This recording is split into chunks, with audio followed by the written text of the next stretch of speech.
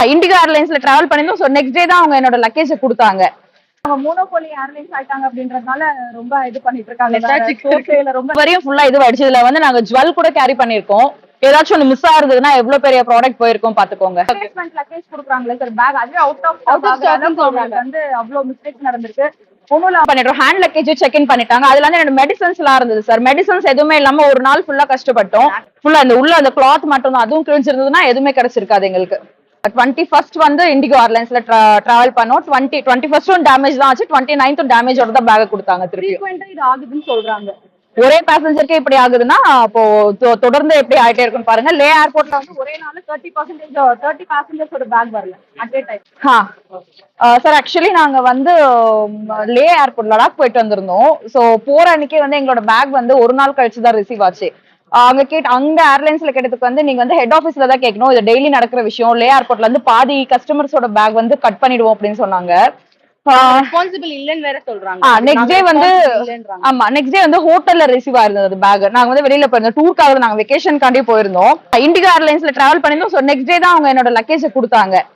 கொடுத்தப்போ வந்து நாங்க உடனே ஹோட்டல் ரூம்க்கு வந்து பார்த்தப்போ வந்து இந்த ஒரு பேக் மைனர் டேமேஜ் தான் இருந்தது. சோ இன்னைக்கு நாங்க ரிட்டர்ன் ஆனோம் லே ஏர்போர்ட்ல இருந்து.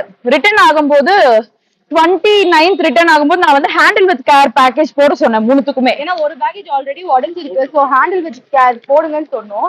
இதுக்கு வந்து வீல் காணோம், வீல் உடஞ்சிருச்சு. இந்த லக்கேஜ் பாத்தீங்கன்னா ஃபுல்லாவே உடஞ்சிருச்சு. இது வந்து மைனர் கிளியரா. சோ அவங்க வந்து இதுக்கு ரெஸ்பான்சிபிள் கிடையாதா இந்த பேக்ஸ்க்கு. ஃபுல்லா ஸ்கின் எல்லாம் ஸ்பாயில் ஆயிடுச்சு. இண்டிகோ ஏர்லைன்ஸோட ஜாவித் அப்படின்ற ஸ்டாஃப் வந்து மேம் நீங்க வந்து பேக் போட்டுதான் கவர் போட்டுதான் கொண்டு வரணும் உங்க லக்கேஜ் அப்படின்னு சொன்னாரு. அதுக்கப்புறம் வந்து அதுக்கு வந்து வெறும் 2500 கிளைம் பண்ணுவாங்களா. ஏன்னா அவர் உடஞ்ச டேமேஜுக்கு மட்டும் தான் அவர் வந்து ரிப்ளை கொடுப்பாரு, ஃபுல் பேக்குக்கு கிளைம் பண்ண மாட்டாரு.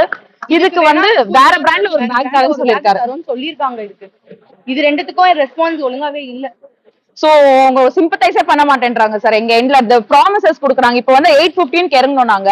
மேம் 1 hourல உங்களுக்கு வந்து ஹெட் ஆபீஸ்ல இருந்து ரெஸ்பான்ஸ் வரும்னு சொன்னாங்க. 10:15 சார். இப்போ இதுவரை ஒரு ரெஸ்பான்ஸ் கூட வரல. நாங்களே ரொம்ப டைம் ஆயிடுச்சுன்னு கிளம்பி வெளில வந்துட்டோம். மெயில் பண்ணி கிட்டத்தட்ட 1 வீக் ஆகுது.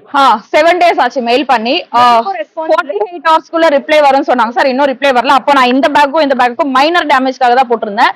இன்னைக்கு வந்து 3 பேக்குமே பக்காவா ஃபுல்லா டேமேஜ் வந்துருச்சு சார். ஒழுங்கா இல்ல. எனக்கு வந்து இண்டிகோ ஏர்லைன்ஸ் கிட்ட இருந்து என்னோட பேக் நான் எப்படி கொடுத்தனோ அது மாதிரி பேக் வேணும் சார். அவங்க வந்து ஈஸியா சொல்றாங்க, நாங்க வந்து உங்களோட மைனர் இஷ்யூஸ்க்குலாம் நாங்க பொறுப்பு கிடையாது, நீங்க எல்லா பேக்கும் கவர் போட்டு கொண்டு வரணும் அப்படின்ட்டு. இதெல்லாம் அவங்க எங்கேயும் குறிப்பிடல நாங்க போகும்போது. சோ அதனால வந்து எனக்கு ஃபுல் கிளைம் வேணும். என்னோட பேக்கேஜஸ்க்கு என்னோட பழைய கண்டிஷன்ல என்னோட பேக் வேணும் சார்.